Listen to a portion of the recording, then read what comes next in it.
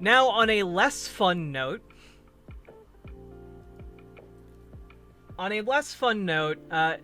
content warning if you are disturbed by watching white men on horseback whipping black folk, because fuck.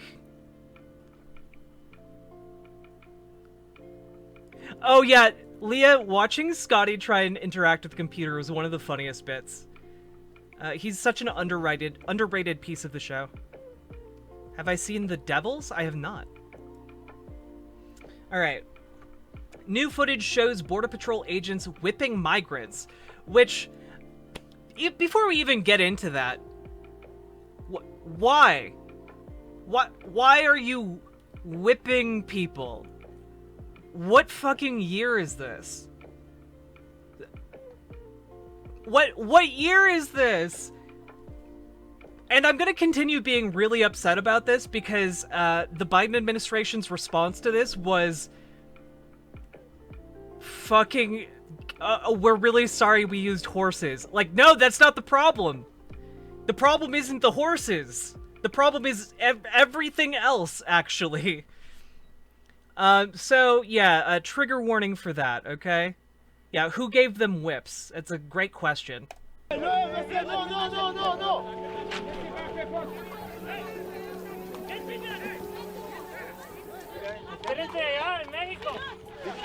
No! Hey, you use your women? This is why your country because you use your women for this. Holy fuck! Holy fuck, he almost trampled a child. Jesus. No, that way.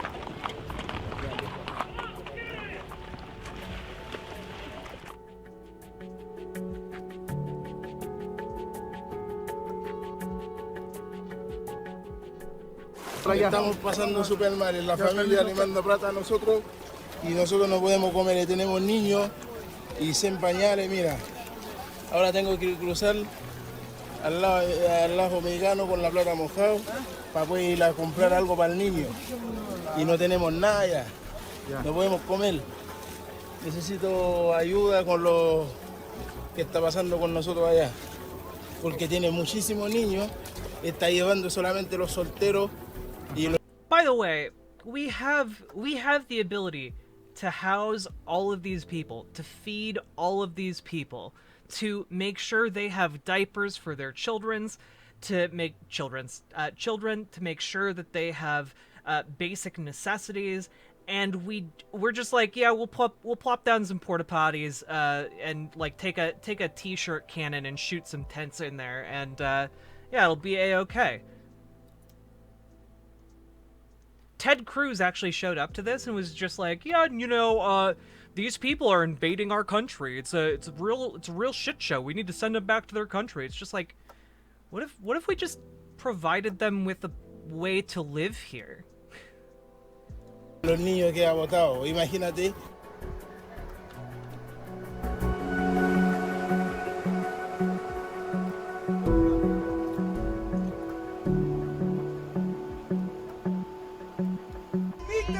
Que podamos cruzar esta línea y podamos llegar, Señor, al lugar donde tú quieres. Que podamos cruzar y llegar a la frontera y, ¿por qué no, Padre? Llegar al otro lado con nuestros familiares y tener una mejor vida. ¡Vamos! ¡Vamos!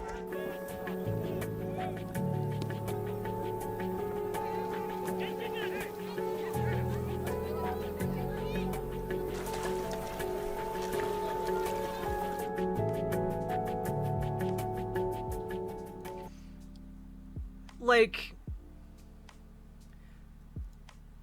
look at how many police officers, how many patrol cars, and imagine how much manpower you have to have.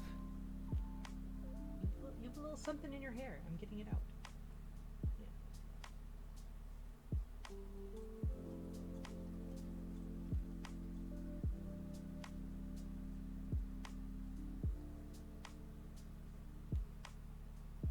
Stuck in your hair. Yeah, you're okay. You're okay. Alright, you lay down. Look at how many people the state mobilized here in order to make sure a bunch of poor, desperate people can't get into our country. Look at how many police cars running, how many people are in those cars. Like, transporting horses there is costly. Like, I don't know, how many cars are in this picture? Like, hundreds? That is like millions of dollars in one screenshot, right? And you could just spend that on housing, on programs that allow these people to live and become productive in America. But no, we'd rather pay money to police officers to ensure the suffering of people who have nothing. Porque ahí están los guardias de mexicanos, ¿qué puede hacer? No puede cruzar ahí, no puede cruzar allá, ¿qué van a hacer? No hay opciones porque ellos me pueden llevar para esta parte, pero ellos te llevan y te mandan para atrás y uno pierde toda la plata que tenía. Entonces ahí si te llevan allá para México, para Tapachula, ¿cómo me va a venir? ¿Qué va a hacer ahora?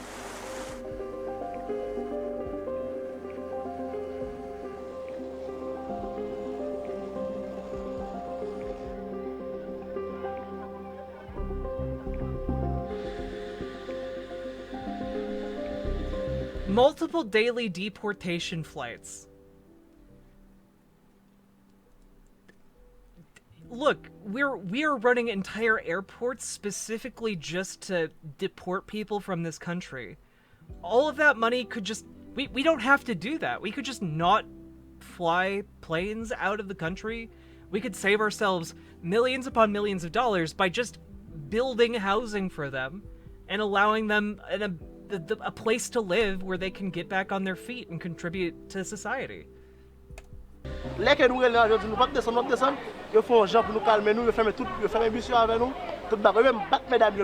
they typically speak French and Spanish and English. Like, how valuable in America is it to have 3 different languages that you can speak? All of these people could find very productive work in America, just with their speaking abilities alone. You know? Mesdames, monsieur. Américain. Keys can provide. We're working with the local medical facilities for additional care.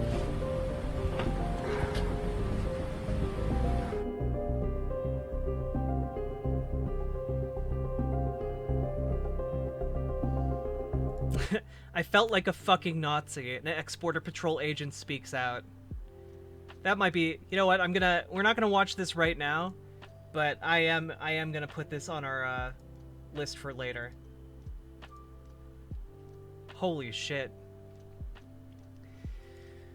And here is Jen Psaki for the White House, dropping a Psaki bomb.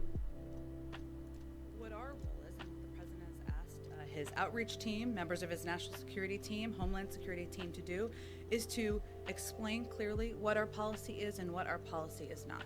We could not see it as any more different from the policy of the prior administration, which the president feels, we all feel, was inhumane, immoral, ineffective, wasn't operationally working, and because of the dysfunction of it, we have led to a very broken system that we're dealing with today. So what he has asked all of us to convey clearly to... Yeah, we're just working with a really broken system today, which is why we are, actively ramping up our deportation efforts. People who are understandably have questions, are passionate, are concerned, as we are about the images that we have seen, is one, we feel those images are horrible and horrific.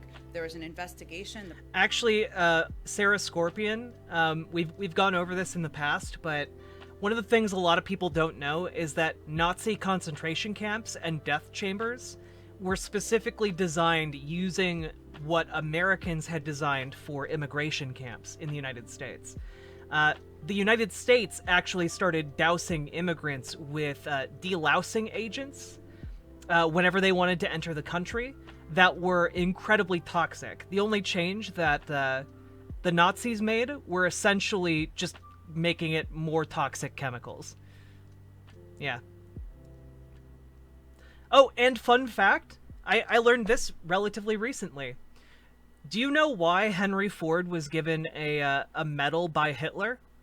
Do you know why? It's because he introduced Hitler to the concept of the Protocols of the Elders of Zion. He introduced Hitler to the Jewish conspiracy, and for that he was given a medal from the Nazi regime. So, yeah, a lot of Nazi ideas came from the United States.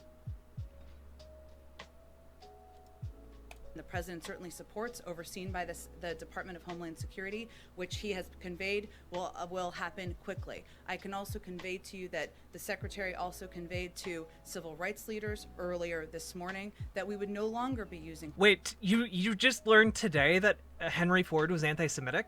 My impression from what I learned about Henry Ford and his anti-Semitism was that he got his anti-Semitism from going to Nazi Germany. I didn't realize that he's one of the major reasons Nazi Germany became so anti-Semitic. I mean, like, the anti-Semitism was there already, but it was codified by his visit to Nazi Germany. Hey, Mr. J Logic. Horses in Del Rio. So that is something, a policy change that has been made in response. But separately, all related, it's also important for people to understand what our process and our immigration process is and what the steps are that are taken. We are still under Title 42 because we are in a global pandemic. So we are still operationalizing that. If people are not expelled under that, then they are there are a range of options. Either they are fun fact, Alejandra, people like to clap for Henry Ford, like, oh, you paid your workers enough to, like, you know, actually allow them to live. That was very forward thinking of you. Clap, clap, clap, clap, clap. The reason Henry Ford paid his workers so much and had, like, a regulated work week, was because he couldn't keep his workers working for him because they fucking hated working on the assembly line. He had to hire, like, something around, like, 50 to 60,000 employees to maintain a workforce of, like, 20,000. Like, that's how high the turnover rate was for his company, because people hated working there. Put into an alternative to detention where biometric data is required. They are required to they are given a notice to appear, or they are put in an ICE facility. This is the process that is ongoing and has happened for every other migrant who has attempted to come irregularly across the border. The U.S. Border Patrol will no longer use horses in Del Rio, Texas, after horrible and horrific photos showing agents' treatment of Haitian migrants sparked outrage. Yeah, the horses were the main problem there. Also, one of the top comments here, we are a pathetically wussified country. Yeah, we would be really better off if we lived in the kind of country where the state whipped people. Hey, Big Ben. Hey, Eddie. That I haven't heard of, Lily Love Stuff. Let's see here. And then we have one more thing here. Scoop, the special envoy for Haiti, Amb Daniel Foot, a career member of the Foreign Service, has resigned. In his letter of resignation, he says he will not be associated with the U.S.'s inhumane, counterproductive decision to deport thousands of Haitian refugees. So here's what he wrote. With Dear Secretary Blinken, with deep disappointment and apologies to those seeking crucial changes, I resign from my position as Special Envoy for Haiti, effective immediately. I will not be associated with the United States' inhumane, counterproductive decision to deport thousands of Haitian refugees and illegal immigrants to Haiti, a country where American officials are confined to secure compounds because of the danger posed by armed gangs in control of daily life. Our policy approach to Haiti remains deeply flawed, and my recommendations have been ignored and dismissed when not edited to project a narrative different from my own. The people of Haiti, mired in poverty, hostage to terror, kidnappings, robberies, and massacres of armed gangs, and suffering under a corrupt government with gang alliances, simply cannot support the forced infusion of thousands of returned migrants lacking food, shelter, and money without additional unavoidable human tragedy. The collapsed state is unable to provide security or basic services, and more refugees will fuel further desperation and crime. Surging migration to our borders will only grow as we add to Haiti's unacceptable misery.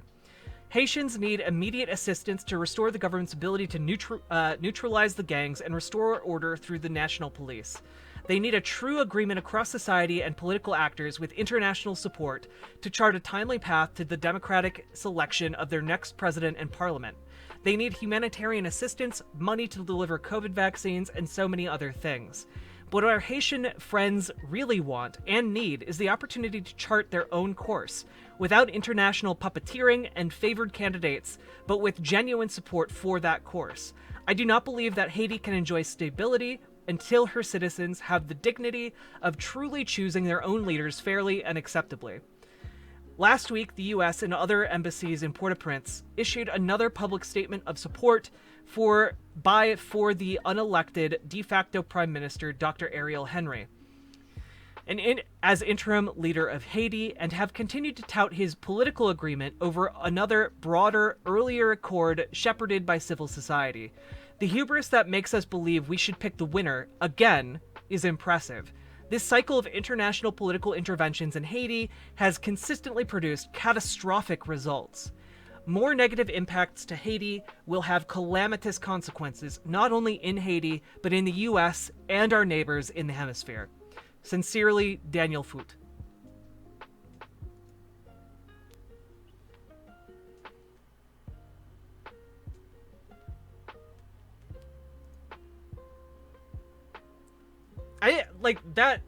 I don't know about you guys, but that is a very powerful resignation letter.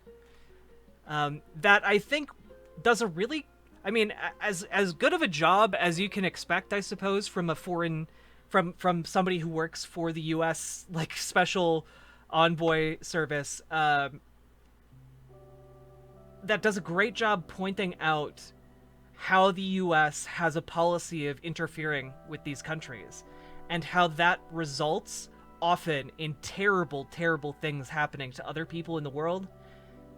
And then we use our power to essentially force them out and deny solutions to these people that are suffering.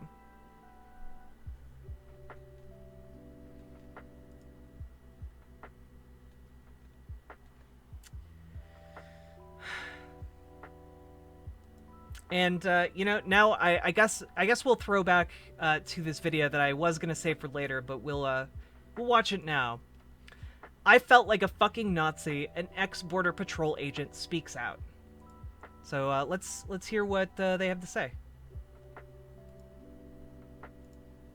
Like a fucking Nazi. Border Patrol agents, they hunt human beings, and that's just the fact.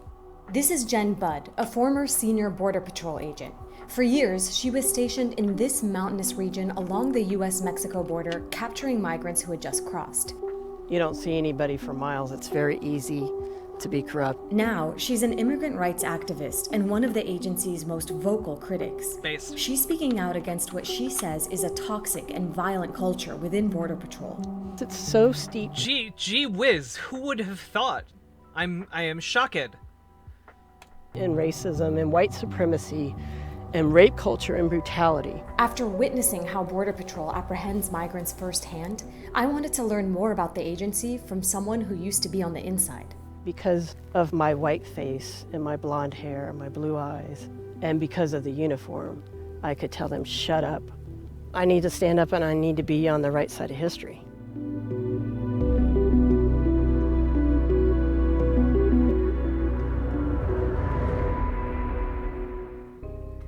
How you doing? Hey, how are you? Today I'm meeting Jen Budd, who was a Border Patrol agent from 1995 to 2001. So these are yearly performance things, and I got outstanding every year. She used to capture migrants. Now she advocates for them in an attempt to right what she sees as the wrongs of her past. That's still who I was for 6 years of my life. I wanted to understand what Jen did for those 6 years, so we headed to the desolate mountains east of San Diego. So this is the start of my old area. This is where I apprehended a group of over 100 people one night. She avoided returning to this area for years. I mean, I have a lot of anger here and a lot of bad memories. This is my old station. See, families with children, they've just been apprehended. Oh my See? God. Babies. And that's just really sad. Nearly 20,000 Border Patrol agents police border regions like these across the country. The agency says their mission is to prevent, quote, terrorists. Oh yeah, one last Ford thing. Ford had the Protocols of the Elders of Zion mass printed and distributed in the US through his free newspaper started in the early 1920s called the Dearborn Independent. Part of his racist and anti-Semitic legacy includes the funding of square dancing in American schools because he hated jazz and associated its creation with Jewish people. In Germany, Ford's anti-Semitism articles from the Dearborn Independent were issued in 4 volumes, cumulatively titled The International Jew, the World's Foremost Problem, published by Theodor Fritsch. Fritsch? Yeah. Drugs and illegal immigrants from entering the U.S. I was told over and over again that they were criminals, and the majority of people I'd be apprehending were drug smugglers. So what percent of your apprehensions simply migrants versus drugs or anything sort of nefarious? 99.9% were migrants. Jen says her first arrest still haunts her to this day. She says she detained a family and began searching them for drugs and weapons. She soon realized they had crossed the border in search of work. It was another type of poor that I had never seen. I literally said I felt like a Nazi because I didn't realize I would be hunting families. As it turned out, You know, that is a great way of putting it, you know? Migrants are just another type of poor, you know? We have so many different types of poor in the United States. You know, you have people in the inner city, you have people out in the middle of the rural areas. And then you have migrants who are coming here because they have no other choice, you know? It's just a different kind of poor, and they aren't like some foreign entities. They are just the same as you or I. They just happen to not have they happen to not have money.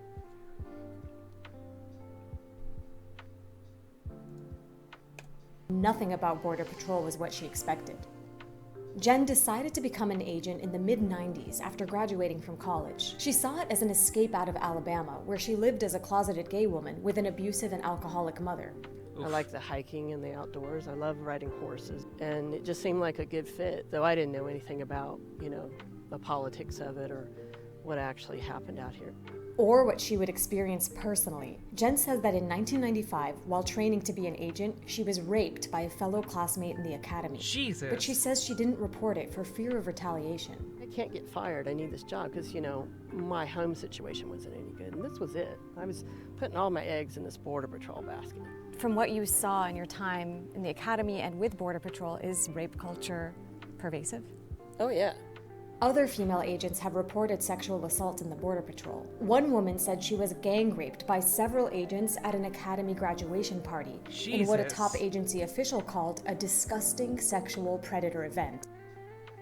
And I'm sorry, if that's happening to people within Border Patrol, imagine what's happening when those people, maintaining their positions, go out and apprehend migrants who are alone and there's nothing for miles around. I have to imagine they are doing unspeakable things out there. That same official said there's Lily. a high rate of sexual misconduct allegations within the Border Patrol. Today, only 5% of Border Patrol agents are women, a number that hasn't increased in decades. Border Patrol is managed by Customs and Border Protection, or CBP. When we asked them about allegations of a pervasive rape culture within the agency, a spokesperson wrote, "The number of CBP employees arrested or charged for any form of unlawful activity, including sexual assault, is a fraction of the overall workforce." Jen says rape culture isn't the only— Wait, how big of a fraction? Wait, how big of a fraction? Fractions can be up to 100%.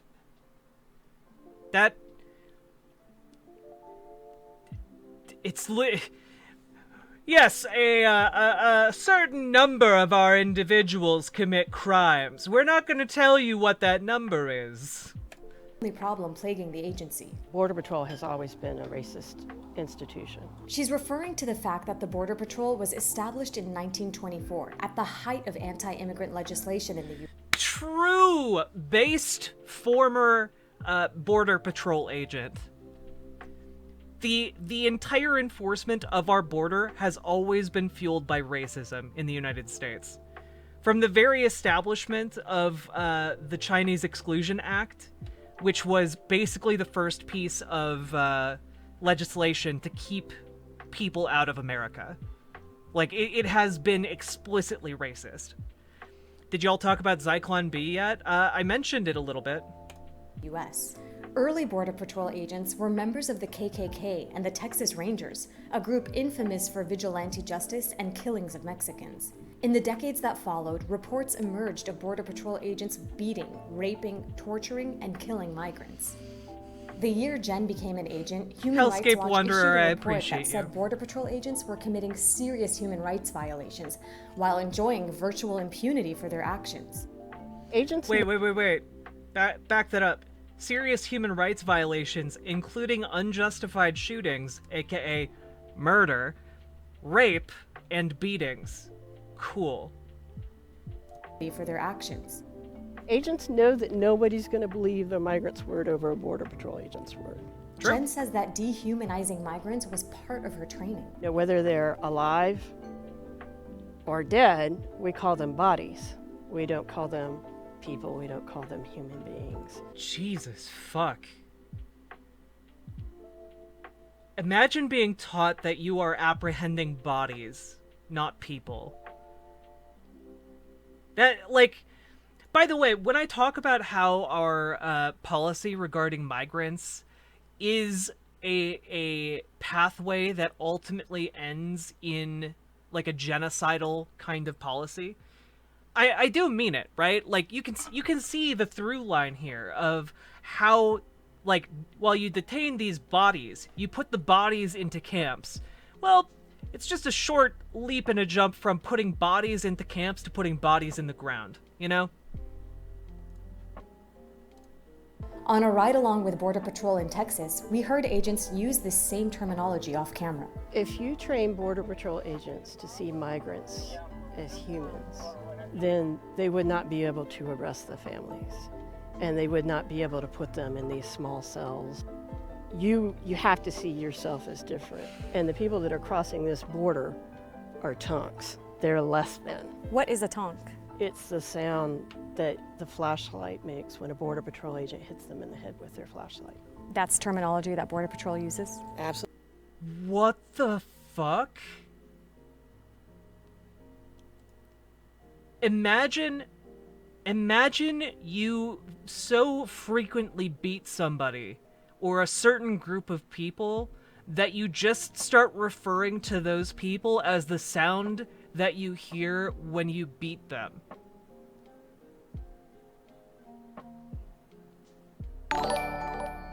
I'm not gonna lie, guys, if you wrote this stuff in a fiction book, in any kind of work of fiction, people would tell you it's way too on the nose. People would tell you that is unbelievable. This is Nazi shit. Nerney, thank you for subscribing. I appreciate that. Absolutely 100%. Border Patrol agents' use of derogatory terms has been well documented. So has the use of flashlights as a weapon. One recent report even revealed that many children in Border Patrol custody described being bludgeoned with flashlights, as well as being punched, shocked with tasers, and denied food and medicine. Do you think you partook in dehumanizing migrants? Certainly I did. I mean, absolutely I did. It's shameful to say, but because of my white face and my blonde hair and my blue eyes, and because of the uniform, I could tell them, shut up. When we asked CBP about Border Patrol abuses, we were sent back a statement saying in part, CBP stresses professionalism, honor, and integrity in every aspect of our mission, and that they investigate all formal complaints against the agency. Fuck off. Jen says the final straw for her was corruption, which has long plagued Border Patrol and CBP. A 2015 government report found that arrests for corruption among CBP personnel far exceed those among other federal law enforcement officials. That includes drug smuggling, which Jen claims a supervisor was partaking in. But when she began to investigate him, that's when he put me down here on the border on a midnight shift. And at 3 a.m. in the morning, automatic weapon fire comes at me, and it's hitting right outside my truck. Oh. From the US side or the Mexico side? From the Mexican side. She says she called for backup, but no one came. Then she says that supervisor rolled up in an unmarked vehicle. And he just looks at me and he says, have you learned your lesson yet? Because they're not going to miss next time.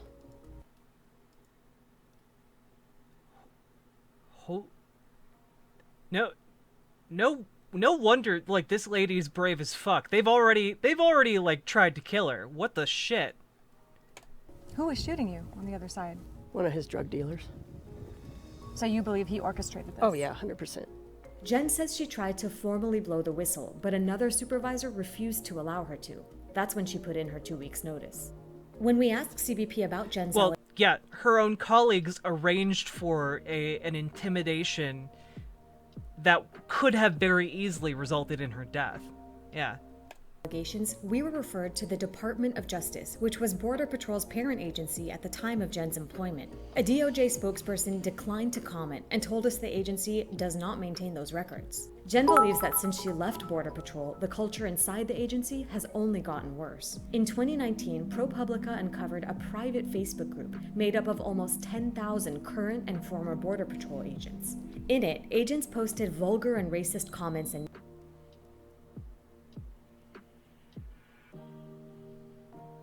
the excitement of leaving McAllen really sinks in when the flight is full of our tonks. Let's stock the river with gators. This needs to be crowdfunded. Can the river ecosystem support sharks? Little tonk blanket ideas. You know what? I'm just gonna go ahead and say it. Hondurans have the stupidest names ever. Jesus fuck. Memes and joked about migrants dying. Why did you decide to speak out against Border Patrol so many years after being an agent? I had to look at my own actions and become responsible for my own actions instead of just pointing the finger at the Border Patrol. Sometimes it feels like a dream, you know? Like, did I really do that? Today, Jen is an immigrant rights activist and volunteers on both sides of the border.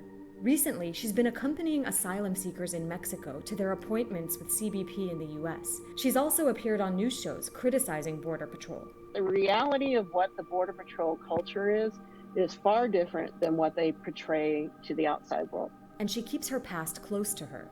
She showed me one particular document she keeps framed on her desk. It's paperwork for a man she once processed named Anastasio Hernandez Rojas.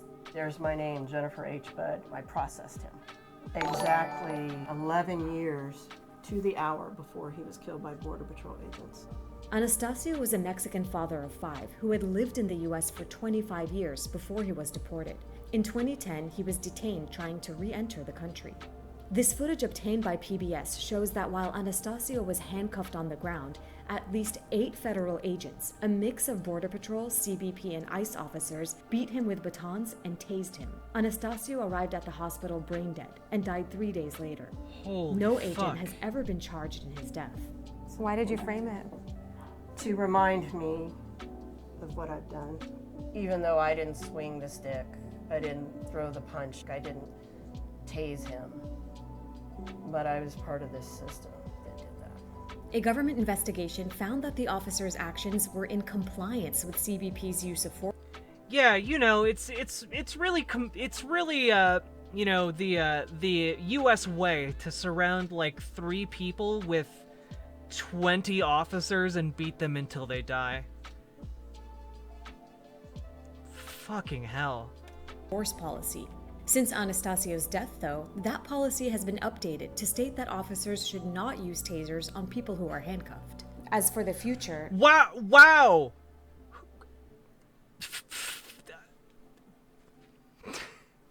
But, you know, it's okay to beat them as long as they're handcuffed, you know?